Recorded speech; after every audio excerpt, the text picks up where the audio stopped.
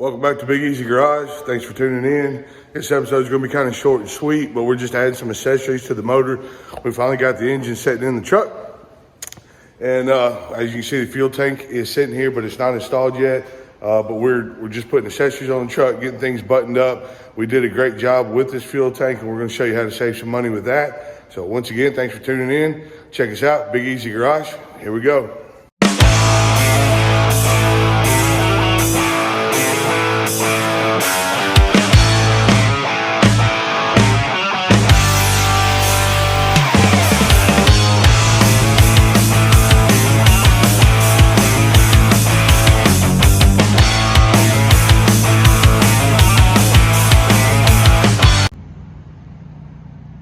I just finished painting up the tank. It's not perfect, but it looks pretty good. It inside of it was mint, but the outside of it just had a lot of rust and scale, that sort of thing left on it from the cover that was on the bottom. But we took a wire wheel and some SOS pads and cleaned up the outside pretty good. Took some of that aluminum bright paint and just shot a couple of good coats on it. That's going to protect it, keep it from rusting. And this thing's going back in the truck. Well, that's a good way to save $60. It cost me about $20 in supplies and paint and clean it up. And new tank was going to be about 80 plus shipping and tax. So it's a good way to save some money. Anyway, there you go. That's what's going back in the truck. It's not perfect, but it's good enough for the truck that's going in.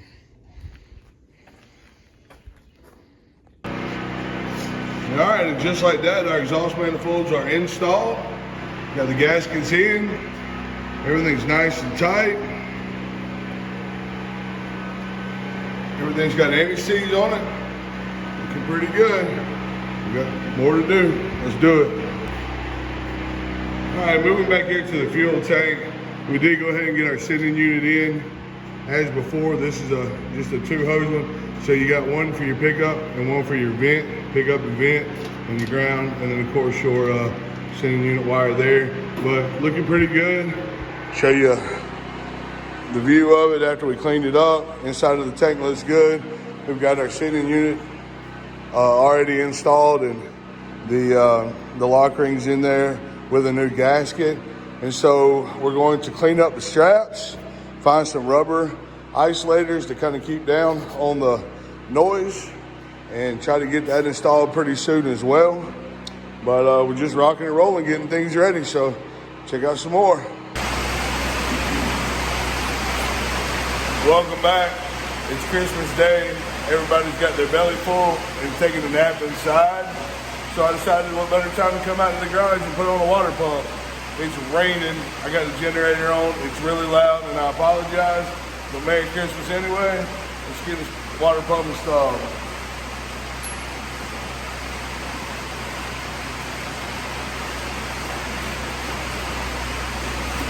We wound up going with a Gates water pump. Got it online, pretty cheap. It's really nice. Just a truck style. So we're gonna mount this whole girl up. I found some gaskets on the shelf. There were some metal gaskets, and I went ahead and used basically some blue thread sealer, gasket sealant. Anyway, we put it on the inside and outside just to hold it there. We're going to position this a little bit, and we're going to stick these bad boys in. We're also going to use our ICT billet bolts. Now these aren't billet bolts, but they came from ICT billet.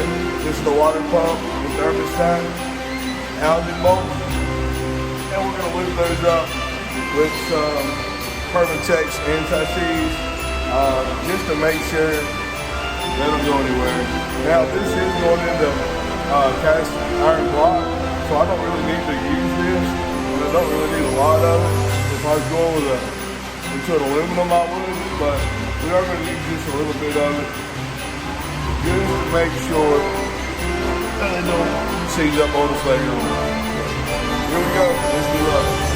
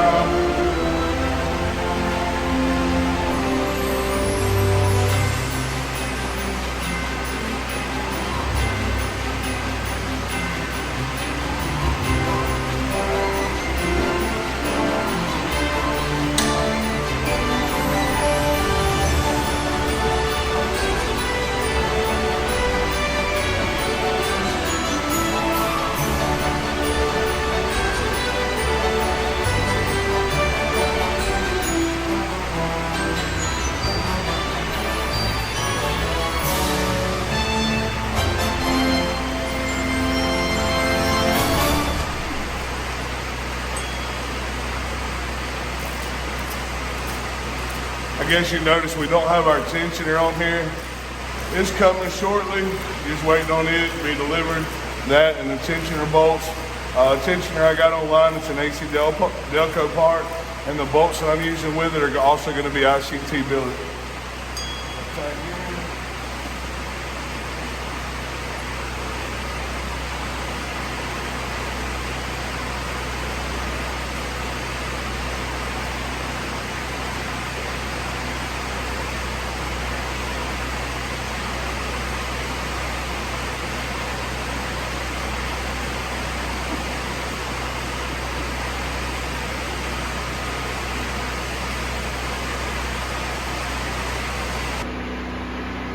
All right, well, the water pump is installed, looking really good. The thermostat housing that we went with was a mystery gasket that we got on sale at Holly. It actually fit right in there on that Gates water pump. Looking really good. We're gonna plug those holes, make sure nothing gets in there because we're not quite ready for everything, but we're getting really close. All the bolts are torqued to spec, you know, the good enough spec, and wait till your elbow pops 3 times, it's good enough. But one thing I wanted to show you, these manifolds, you guys didn't see a whole lot of the installation process on this, just the fact that they were installed. But we did use the bolts from Dorman. These are their HP series bolts, so it's a part number plus HP. They were a little bit more expensive, but I think they're just a little bit better quality. We put some anti-seize on there from Permatex because they are going into those aluminum blocks. Everything's nice and tight to spec, looking really good.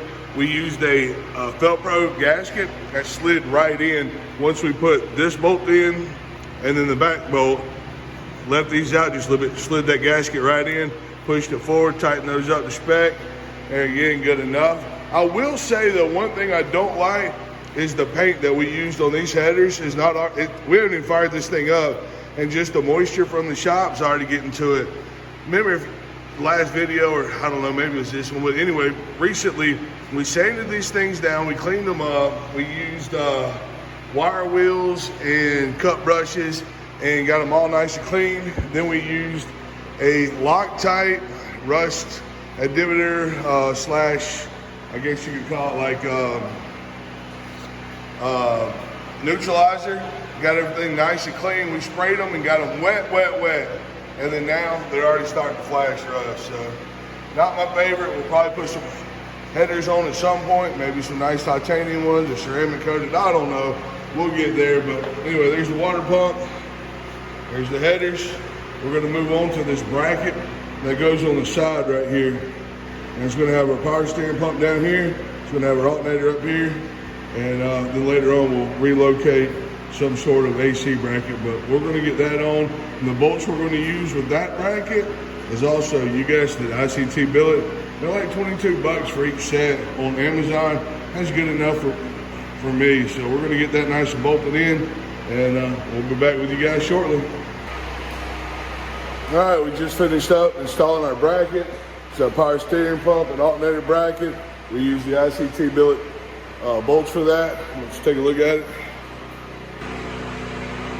Turned out really nice. Everything's nice and tight, bolted up, snug. We used anti-seize on the bolts once again. They're going into aluminum heads. Didn't want those to freeze up later on, rust out. So everything's looking really good there. This engine's coming together pretty coming together pretty well. Excuse me. But there it is. It's the way she fits up. I do need to reroute this vent tube for my transfer case. And I've got to get the power steering pump slid in there and the pulley on there. It's not that big of a deal right now because I got the whole front clip of the truck off. But if I had the radiator, the grill support, you know, all that in here, then it'd be a pain. But since I don't, I went ahead and bolted that up. And we're going to be getting another power steering pump and pulley before too long. Everything else looked great. Super stoked on this. You guys keep watching. Before long, we'll have this thing wired up. New carburetor, plugs, wires, all the sensors, everything's coming together. So keep it going. Stay tuned, guys. We appreciate you watching. If you haven't, like, subscribe, and share. Help us out here at the Big Easy Garage. Thanks again. Hope you guys had a wonderful Christmas. Hope you guys have a happy New Year. Thank you.